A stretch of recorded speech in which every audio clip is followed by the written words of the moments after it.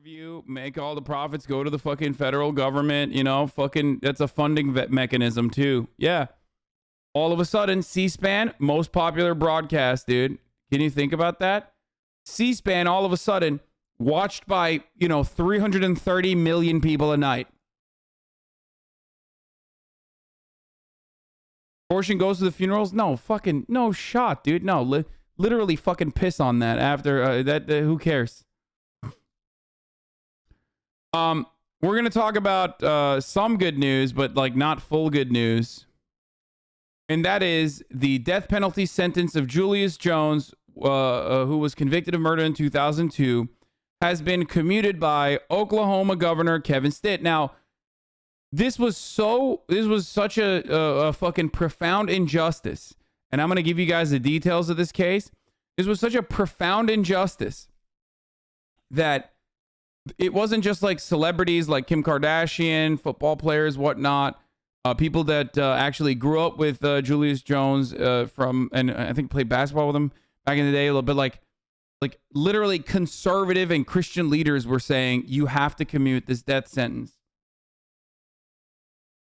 And Governor Kevin Stittt of Oklahoma called off the execution of the death row inmate just hours before the man was scheduled to die by lethal injection on Thursday, culminating an extraordinary campaign for clemency that drew in celebrities, his fellow conservatives, and Christian leaders. Unfortunately, of course, that came with a qualification, and that was that he can no longer, he commuted his death sentence and sentenced him to life in prison with no way of demanding parole. Now, the death sentence is already something that I am expressly against. I've talked about this before many different times. I think it's fucking bullshit. I'll give you some details about, we already talked about what the percentage of people that are on death row is disproportionately black. The percentage of people that are innocent on death row or found innocent after being on, no parole possibility, after being found not guilty or is also like 90% black. Okay? So I want to give you some details of what happened in 2002, okay? So here is the Innocence Project talking about the Julius Jones case.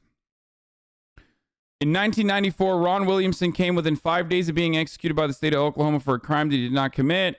He was sentenced to death in 1987. Wait, what the fuck? That's different.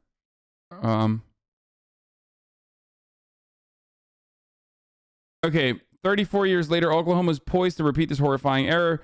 Julius Jones now sits on death row awaiting execution despite compelling evidence of his innocence.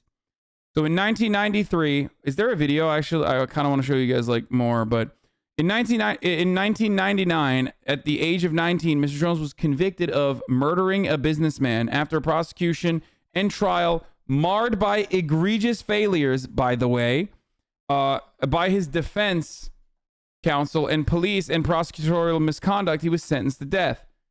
Like, some of the shit that they did, first of all, they have literally little to no evidence that pointed to Mr. Jones's involvement in the murder, okay?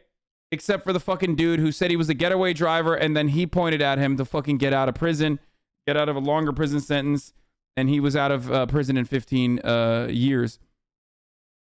He had an alibi that his defense did not bring up, like an actual solid alibi, okay?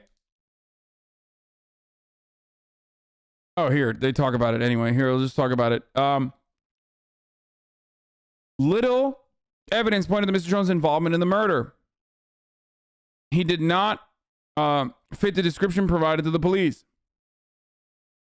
And he had an alibi. At the time of the crime, Mr. Jones was at home with his parents, sister, and older brother.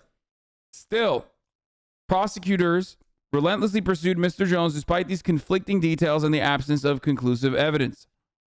Yet there is little doubt that racism was at play in Mr. Jones's case. Remember the courtroom that we were talking about earlier today with the defense attorney being like, there's too many blacks in this courtroom?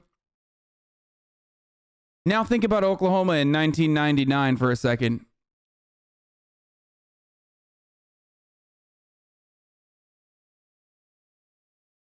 Adjust your expectations for that.